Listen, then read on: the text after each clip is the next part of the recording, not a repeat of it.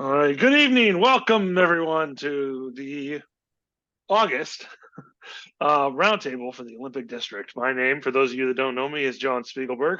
I'm the Assistant District Commissioner down here, and tonight we're going to be talking about Recharter. Excuse me. We're talking about Recharter at Roundtable. Too many R's. And in case you missed it on the way in, please do drop in the chat what unit you are attending on behalf of so that I can properly document for attendance purposes.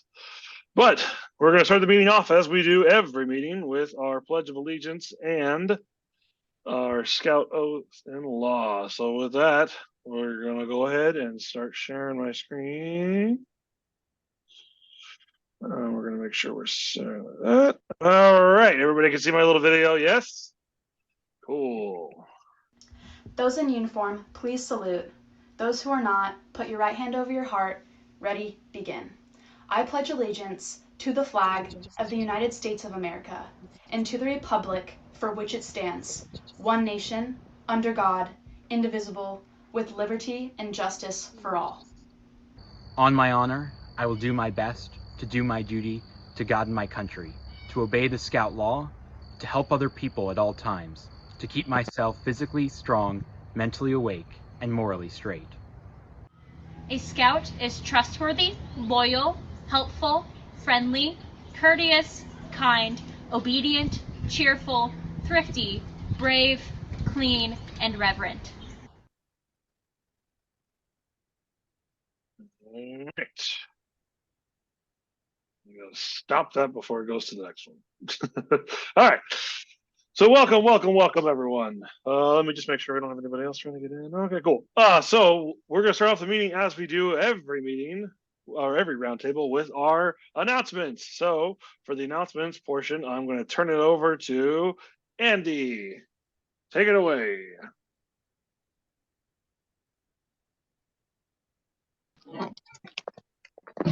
Hey, just making sure, can you hear me? Yeah, we got you. Okay. Hey, good evening, everybody. Thanks for attending tonight's roundtable. Sorry, as I am on the move. Hey, just wanted to put out to everybody tonight that, hey, we're working with our partners up in Rainier District to have a good fall camporee that we're putting together. We were having a couple of planning sessions with putting that together, the types of stations that we're going to have, and working all the details behind that. So as we work through that process, you'll see the announcement that you've seen posted through not just on our district Facebook page, but also at council, that we're putting a lot of effort to make sure that our scouts who attend have a great time out there.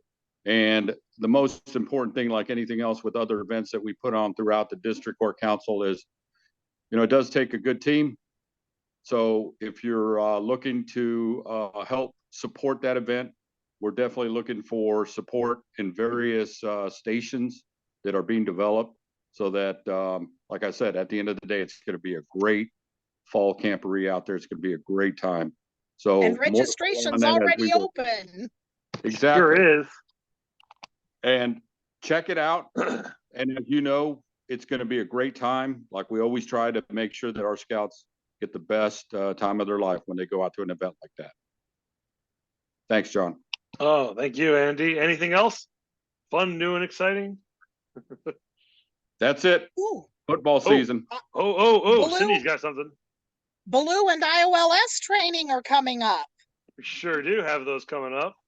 So if your unit needs more Baloo trained leaders, which you have to have at least one for every outdoor activity, we've got Baloo the beginning of September, and we have IOLS October. And with IOLS on Friday night, you will have the option of taking first aid training or Scoutmaster specific. That's right. That's excellent. More training, because every scout deserves a trained leader. Yay. Yay. Okay. So with that out of the way, we'll go ahead and dive on into our main event for the evening. So let me share my screen again. I'm gonna pull up my PowerPoint, and I'm just gonna give you guys kind of a little bit of a heads up because I'm only on one screen tonight instead of my usual two, so I won't be able to see if anybody if raises their hand while I have the PowerPoint up. So if you have a question, just unmute yourself and start yelling, and then I'll pause. All right. So here we go. So it's that time of year again where we will start thinking about and being about Recharter, because we need to recharter our units every single year. Now, you guys may be thinking to yourselves, why do we recharter every year? Well, for one, it allows us to check in on the units, see how they're doing, see if there's any changes in their leadership, make sure all the youth that we think are there are still there, and see if there's any new youth that we don't know about. It keeps our rosters current, like I said, with the adults and the youth. And it maintains communications between the chartered organizations and the council. So this is the checklist that we used last year that will probably look very similar to what we use this year. But this was the Recharter checklist. So these are all the things you need to make sure you do at or near the time that you are going to be working on your Recharter. Those you will, just like in previous years, Recharter will be opening up here soon. We will have more details about that once it gets a little bit closer. But we just wanted to start talking about Recharter now so that all of you units out there in the wide world of the Pacific Harbors Council can think about what you need to do for Recharter so that you are all ready. Because we want to, our goal as this year, as it is every other year, is to have all of our units and all the Recharter done before December 31st. That's the goal. And we rely on all of you out there in the wide world of the internet to help us in that goal. John, actually, if we could get the units to have their part of the recharter done and submitted by December 1st. Oh, yes. Sorry, that's what I meant. That's what I meant. I meant all of them posted by December 31st. Yes. All of the units should have we would like to have all the paperwork turned in by December 1st. Yes. I was hoping to have, you will see in the coming weeks, we're going to put out a very fancy, cool, flashy little timeline that shows when you should accomplish certain milestones in the Recharter process. I was hoping to have that before this evening, but it's we're making some last minute tweaks to it, so it's not quite done and ready yet. There was some spelling errors and things like that that needed to be corrected. So so some of the things you need to think about when you're going to be doing Recharter. If you have a person outside of your unit key 3 who's going to be completing Recharter, you need to communicate that to your unit commissioner, maybe, or even better, might be just to directly let Cindy know if you guys are going to be doing that. And that is totally fine and totally cool.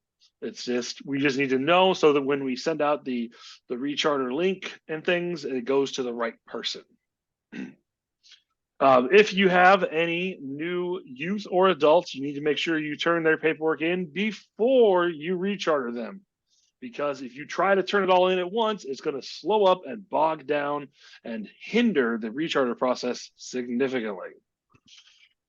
So, John, if I can put a little interjection there too. Please. we continually run into units holding on to applications. And unfortunately, with the new registration process, I'm anticipating units thinking it's a good idea to hold on to them so that all of the new people will have the same expiration date as everyone else in the unit. But please, for liability purposes, do not do that. If you are holding onto their application, first of all, for youth, they are not eligible for anything they do until they are registered.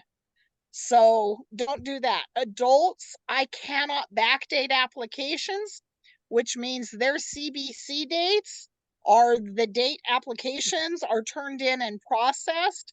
So if something were to happen, particularly some type of YPT violation, whoever is holding on the units and the chartered organization are going to be liable.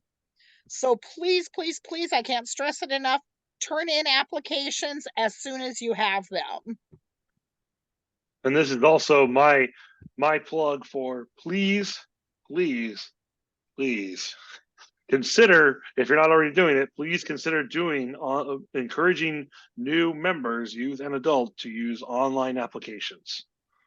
Yes. Because I know people have issues, they have trust issues, they need that paper, they want that physical thing in their hands. But online applications help us all because it helps make Cindy's life easier, which helps all of us in our own little new and unique ways.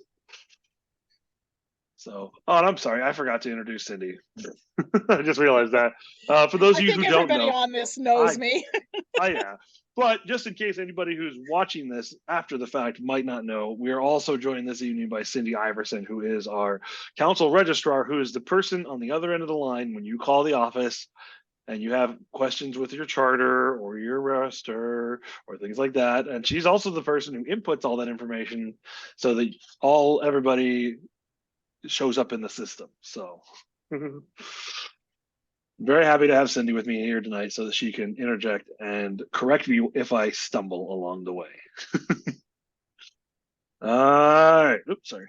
All right. Next, when you are done and ready to submit, please, and this is a must, you select the pay at council option. I believe that is still going to be the case this year. Correct me if I'm wrong, Cindy, right? Sorry, if you're nodding, I can't see. Yeah. Oh, okay. Sorry. Yes, absolutely. If you pay online and there is an error in your recharter, I can't correct it. It has to post as is. And if you paid too much online, it can take months to get a refund. If you pay at the council office, I can make any corrections before we post and pay for the recharter. Yeah. An example would be if, say, for example, Billy Bob Scout over here has decided he is no longer going to be in Scouts, and then you just leave him on the charter, you're still going to get charged for it if you click the online pay online option, as well as Billy Bob's parents, Joe and Jane. So that would be a pretty hefty overage that would then need to be refunded to you months down the line. So oh yes, all leaders must have a valid YPT through the charter year. So yes, as it stands today, on this day of the 24th of August, in the year of our Lord 2023, YPT will still say that it is good for 2 years, but our council, several years ago now, has decided that we as a council will require our adult scouters to take YPT every single year.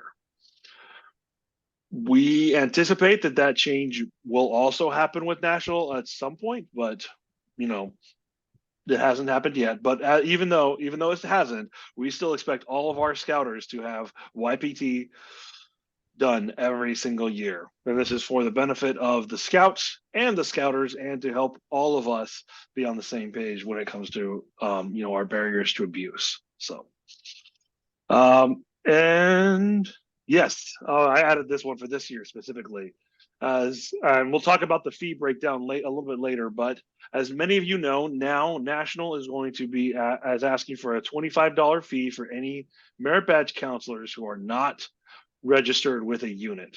So if you, for example, are already registered as a committee member or an ASM or something like that, and you want to also register as a merit badge counselor, there is no additional fee. But if you are not currently registered at all in scouting and you decide I'm going to be a merit badge counselor, you pay your $25, you go through all the steps to become a merit badge counselor, and then you decide, well, you know what? I want to help out on my youth unit committee. So then you go to register as a committee member for that unit. You will then have to pay again the full fee for that position. And you will not get the $25 deducted. That is why it is really important that if you're thinking about it, it's best to be registered with the unit first and then turn around and do your merit badge registration. That way you don't get charged twice. John, why do we have that $25 fee? I'm glad you asked, Christine. By the way, welcome, Christine, our district commissioner. Thank you. Because there is a cost to doing business, unfortunately, and one of those costs is the background checks. So the background checks cost money, and as a result, we need to pass that cost along to folks because it's not a cost that we as an organization can really continue to absorb anymore, unfortunately. And that's just the unfortunate realities of the way money Life. works. Money work and life, yes. So some of these things, these were actually given to me by Cindy last year, so I'm assuming these are probably still the same this year. Yes. But I had Cindy proofread my slideshow before we did this tonight. So these are some of the most common errors that Cindy comes across when she is reviewing everyone's Recharter applications. So leaders are out of date YPT, and they'll say, "Well, National says it's good for 2 years," and then we say, "No, only good for 1 year. Go do it again. It's 30 minutes of your life. It's a good refresher. It's good for you. Good for the youth. Good for the organization. Good for everybody." 45 minutes. Oh, I'm sorry, 45 minutes. Sorry. Payment issues. So if you are, let's see, how did we put this one in there, Cindy? Well, basically, it's the pay at the council and not online. Yes. Thank you. I knew there was a reason I put that in there, but lack of signatures. So if not everybody signs on the dotted line, so that would be your chartered org your COR. Is it the institutional head as well, Cindy? Remember it? No, it can be either the institution head or the chartered org rep. You need Okay. the unit leader, which is typically the committee chair. Uh-huh. And then in the council, we will have the council representative sign it. There we go. Now, that being said, adult applications that come in with Recharter, outside of Recharter, have to be signed by the COR or the institute head. I still see them signed by other individuals, and those will not be accepted. Yes, that is a very good point, and I try to really emphasize that with people that it's not the committee chair that gets to pick the leaders; it's actually the chartering organization. And then I can go and cite things in the registration handbook that say that guidebook, that say that. But okay, so I thought Recharter was changing. Why does it look the same this year? Well, I'm glad you asked. This is a screenshot that I took 2 days ago from my.scouting when you log in on the splash page, and it explains right there. Charter renewal will remain the same through the December 2023 recharter cycle, and then in March 2024, the unit renewal changes will be implemented. I know this is probably the biggest point of why a lot of people are here tonight, is because they wanted to see, well, what's it going to look like? And the short answer is it's going to look pretty similar to what it looked like last year. Right. Next year, however, is when things are going to become more exciting and different. One of the things you will see a little bit differently this year is that anyone who has registered in your unit from August 1 after, their name will still show on the Recharter, but it will show as prepaid, just like those who did online applications after October 1 last year. They were on the Recharter roster, but showed as prepaid. So this year, anyone from August 1 after will show that same status. Yes. Yep. Okay. Any questions on this? I feel like I've been talking a lot and nobody's asking questions. I expected feedback. And they say feedback is a gift. Yes. Well, let me ask this from Cindy. Cindy, in comparison to last year's process, what is the big significant change this year, if any? So from what we have been told at the unit side, there's really no change in the recharter process for this year. So pretty much the status quo, what we did last year is what you will do again this year. Okay, thanks. Excellent. Except Basically, what we're gonna see is the trickle down effect. It's because it starts at August 1st, but it's going to Hmm. be like a trickle effect that actually takes effect next year. Yes. So I would expect hopefully, fingers crossed, we will recruit a lot of Cub Scouts in the fall. Yeah. Yep. That's where we get a lot of youth, right? Is when we do our fall recruitments with Cub Scouts. So there will probably be a lot of families that'll be coming in and that are registering after August 1, and then they will not have to pay again at Recharter. So this actually makes our fall recruitment drives a little bit easier because we don't have to tell them, all right, yes, now you're gonna pay once, and then in 2 months you gotta pay again. Hey, okay, one more question, Cindy, if I could. Sure. Because it's very important to our units across the district is leveraging the Growing Leaders Fund, obviously in certain situations.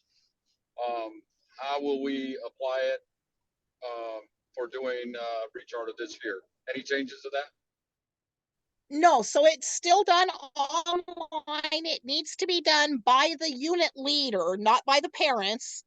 So make sure we do that. One of the things they will be looking at is, did the unit participate in popcorn sales?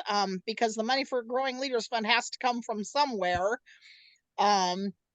We encourage units, those individuals who have need. Can the units help support them a little bit? Can the chartered organization help support them a little bit? So check into those avenues before you just automatically go to the Growing Leaders Fund. And I don't want to, and Cindy, I don't want to make the assumption that everybody who's online with us today for tonight's roundtable knows what the Growing Leaders Fund is and what it's used for. Oh, sure. So basically the Growing Leaders Fund is a registration assistance program. Individuals, youth only, not adults, but youth can get up to 50% of their fee. That does not include the council fee, although typically we waive the council fee, and it does not include the $25 join fee. So of the $80 of the national registration fee, they can get up to $40 in Growing Leaders Fund. Okay, Thank you, Cindy, this is Tom Long from Rainier District. So if a scout has registered as a new scout in October, like these new Cubs that we'll see, they then will not have to pay a fee until end of September next year. Is that correct? Correct. Okay.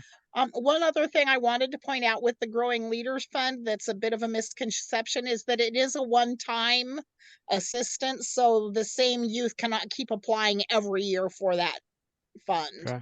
Right. Thanks for all of that, Cindy. You're welcome. Okay. Yeah. So now this will probably be for our bottom line. This will probably be the biggest change that most of the units will see. I think on Recharter is the fact that our fees are a little different. And unfortunately, I forgot. I should have changed this slide so that I made it so that it would see the cost differences from last year. But I'll also post the flyer. Excuse me, that we put out, that the council put out, that shows the breakdown fee as well. Shows the breakdown as well when I post this on Facebook later. So there will be the $100 charter fee, just as there has been for many years now. The cost per youth now is going to be national is going to be asking for $80 per youth. Our council fee is not changing compared to last year, so it's going to remain at $21, meaning that the total cost per one youth is going to be $101. Cost per adult is also changing. The national fee for the adults now is $60. Again, with council, it's still $21, and bringing the total up for adults to be $81. Now, there is also the option for those youth that would like to. They can also sign up for the Scouts Life subscription for the $15 for the full year, as they do. It's totally optional, definitely not required. And then there will also be, for anybody that's new, there will be the one-time membership fee of $25 that can help kind of offset the cost of inputting all the information. And then last and not least, there will be that merit badge counselor fee. But like I said, that is only for folks who are registering only as a merit badge counselor and not dual registered as a unit leader. Another thing to note with that, if they are only registering as a merit badge counselor, they do not pay the $21 council fee. Yes, thank you. Yeah, I almost forgot that part. Yeah, so it is just straight $25. So, any questions about this? All right. Well, I think. Oh yes, I wanted to throw this in there too, because this comes up a lot. I have a tendency to peruse through various Facebook groups and see what um, new and unique challenges various families are facing in different aspects of the scouting program in different parts of the country. And one of the things that comes up a lot is people asking why, because before people were like, well, merit badge counselors don't pay, and that's why they don't count for 2 deep leadership for, overnight stays, and why they can't go on overnight stays, and blah, blah, blah, blah, blah.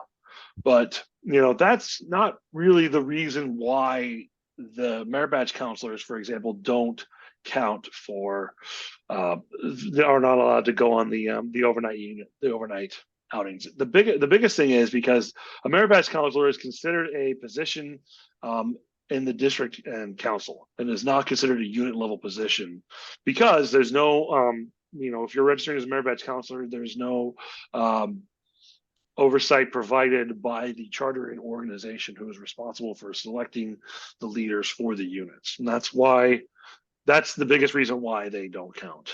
So I just wanted to kind of put that out there to kind of answer that question in case it comes up. Does anybody have any questions about this, or have any, need any clarification or anything like that? Can I address the position part? Oh, yes. You mean with I think I have it on the next slide, actually, the position, or do I? Well, you have what position should I register in right here? Yes. Oh, that's right. I think I was gonna put in the list of positions, but it was like this long, so it's too Right. long. So the big thing is, and not just for the overnight, but for anyone registering in your unit.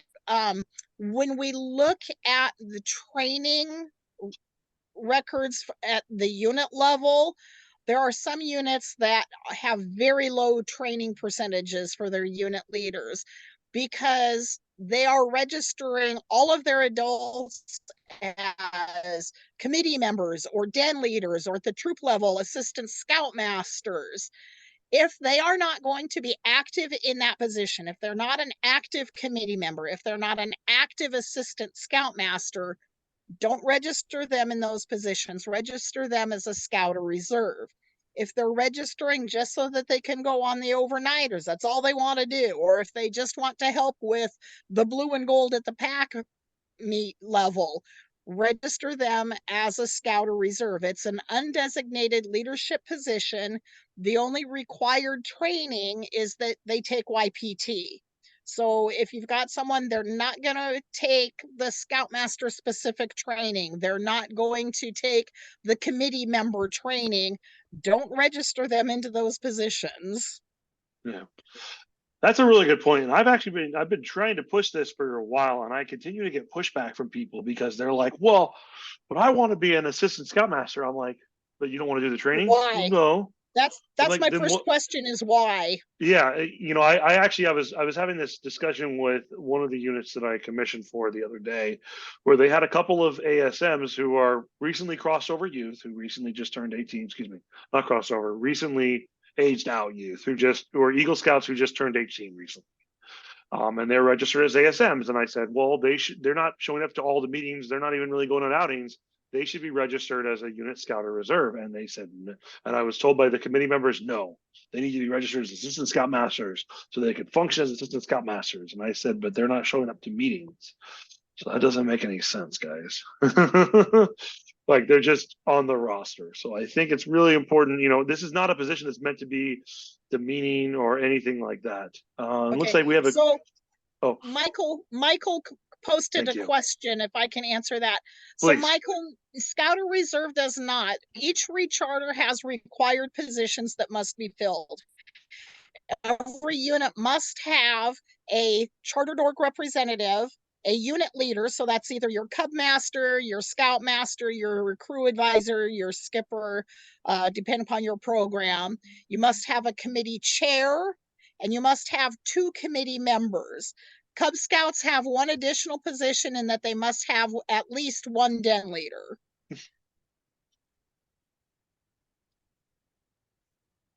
So I hope that answered your question. Okay. Any other questions about positions or how they function and what they do? Okay, looks like we answered Michael's question. Excellent. Okay, well, I think, sorry. Oh, and then just in case you were curious where I got this information from, this is the information. This is where I selected the information from because I don't believe, just like any good student, I believe in citing my sources. So I don't want you guys to think that I'm just arbitrarily making things up. I want you to know where I'm getting these things, getting the information from. And in fact, this little section here in the middle is actually screenshotted directly from the YPT FAQ.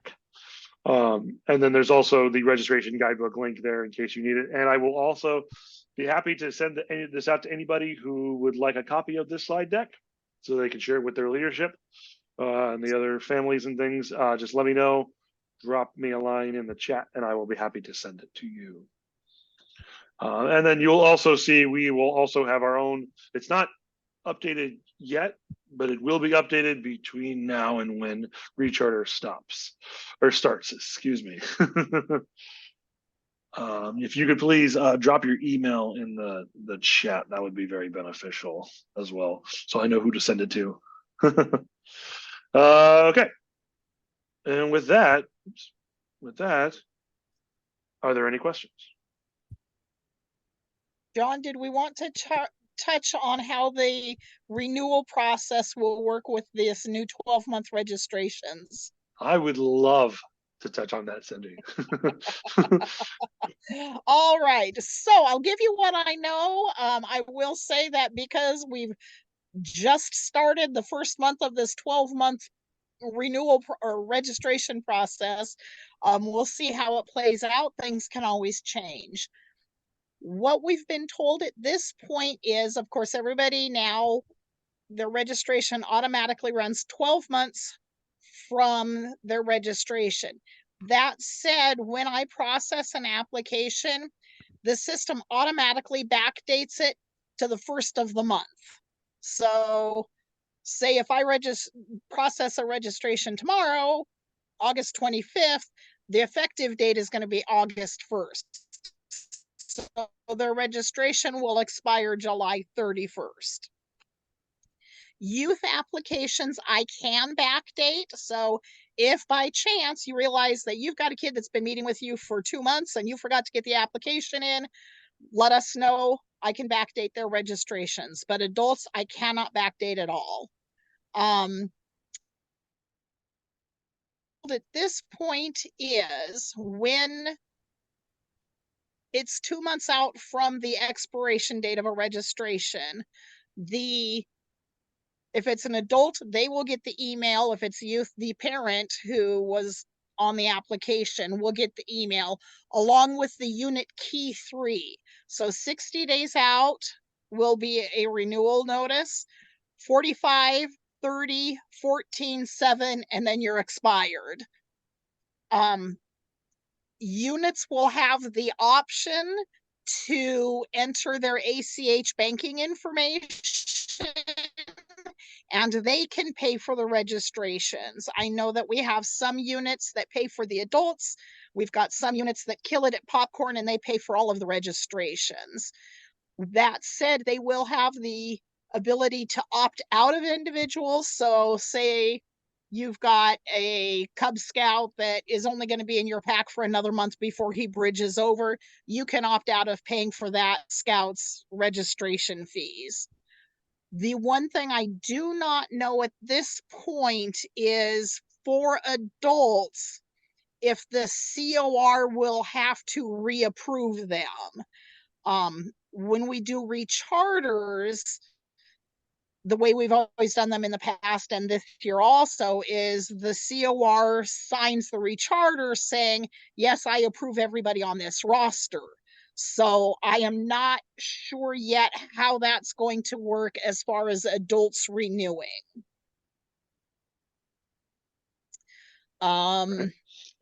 It's imperative that everybody make sure that their email addresses in their my.scouting account are correct, because that's how the notifications are going to go out. So if you have changed your email address and you haven't updated it in my.scouting, that email is going to go out to the wrong address. Which is also one of the reasons why the key 3 will get the email, so that they can keep track of that also. Trying to think if there's anything else at this point. I'm asking the units, if possible, to kind of help us keep up on that YPT dates. I do it on my end at the council office, but it's going to be much more burdensome not having to track it throughout the year and not just at Recharter time. So if maybe you've got somebody who you need to kind of start sliding into some positions at the committee level. Maybe they can be your YPT person. So I think that's about all the information I have on that at the moment. Are there any questions? Cindy, Yes. if we have a youth that's registration date comes up as January 1st or something, how do we know whether they have been paid or not? Is National going to let the troop know that it's been paid or that person has lapsed? Oh, that's a really good question. I will try to find out if you will get notification of payment or not. I would assume if you'll get notification of their expiration if they don't pay. I will we see we can help get them paid if we know. Right. I will see if I can find that information out for you, Dave.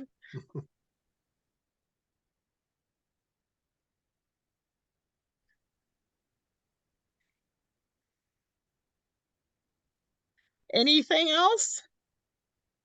Cindy, again, this is Tom from Troop 299. If a registration lapses, is there a minimum period of time before a scout can re-register without having to pay that new scout registration fee? Or is it one time in a lifetime? So the $25 fee is only once, the very first time they register in scouting. So say if there was someone who was a Cub Scout pre-COVID, COVID hit them, they didn't re-register, but they want to register now, they do not pay again. Is that true for an adult also? Adults do not pay the $25 join fee. That's okay. Youth only. Okay, thank you. Now, that being said, because we have a high military base, if they were registered in a different council, I need to know what council that was in, because at this time I cannot see out of council information. So I need to contact their previous council to verify their previous registration. Okay, thank you. Hey, anyone else have questions? Anybody? Okay. Well, I think, even though I got off to a little bit of a late and rocky start, we are still right on track with the schedule. So with that, I will ask Christine if she has any pearls of wisdom for us for our commissioner minute. Pearls of wisdom. Love it. Hey, as far as Recharter goes or anything like that, I mean, spread the word. If you need help, that's what us commissioners are for. And find our Cindy, she'll send you to me if you need some help. Absolutely. That's what I'm here for. And there was a lot of people that needed questions answered and stuff like that, and I hardly heard a peep. And then all of a sudden I heard that so and so was struggling really bad, and they kept contacting all the district executive and whatever, and he was very busy too. But you know what? That's what us commissioners are for, and this is part of our training, and we're here for everybody. And Andy, he's he's there to help as well, and so let's try to take some of that pressure off of Cindy so that she can focus on getting those registrations done and getting us up and going at the beginning of the year. So yeah, give me a shout, email, texting, John and Andy. There's Michael. He's also a commissioner, and there's others as well, and I'll send them out to help you, or I will. So I think I've beat that one pretty good. So if you do not have my email or phone number, I will put it in the chat. It's hellmanclan92@yahoo.com. And my phone number 360-581-4742. Just send me a text. So if you have any questions, I would be happy to come out and help you with your recharter if you need it. And as someone who texts Christine on a somewhat regular basis, I will say she is very quick to respond. Yeah, texting is much better. My emails don't look very appealing lately. Okay. Let's see. There's something else I should do, but I don't think I can think of it right now. So, I think Cindy wants this. One more event that we have coming up. Not a lot of details yet, but save the date for November 4th. We have our annual program training conference, so a day of training. At the moment, we're hoping that we will have a facility in DuPont, so we'll be more central for the council than up in the Tacoma area.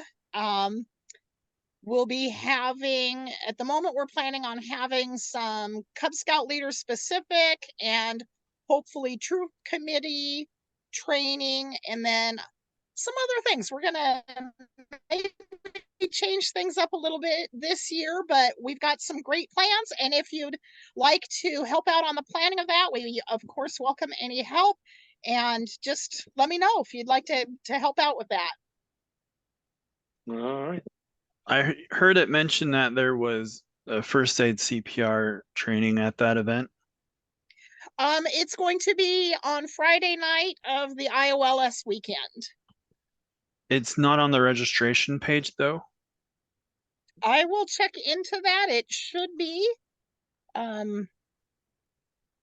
Because I believe there is going to be an additional fee for the CPR first aid training, so that's why we have to also include it on there.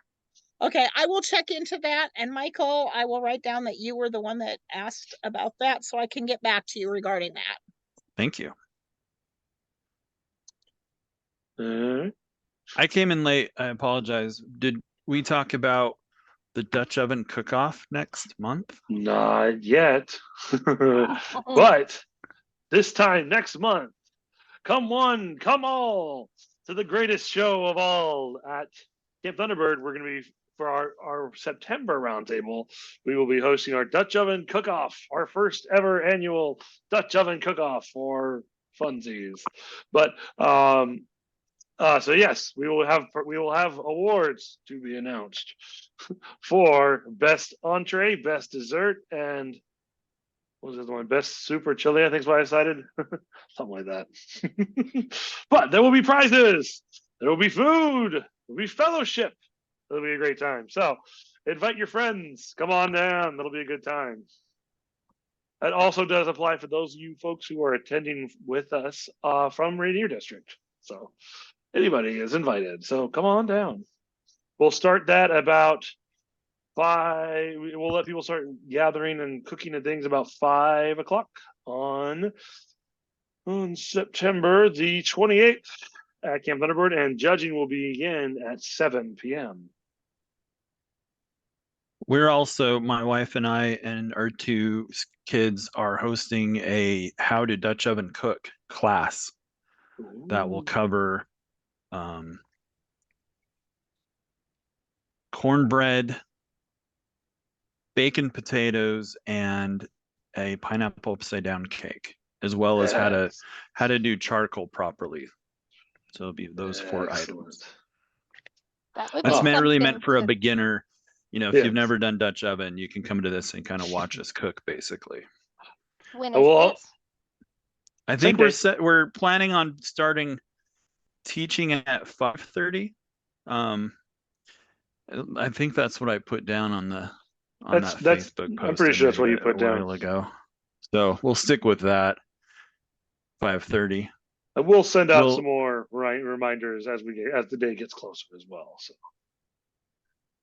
That would be really good training for those troops that don't particularly know how to do Dutch oven and would like to come to Klondike and do Dutch oven cooking in January. Klondike.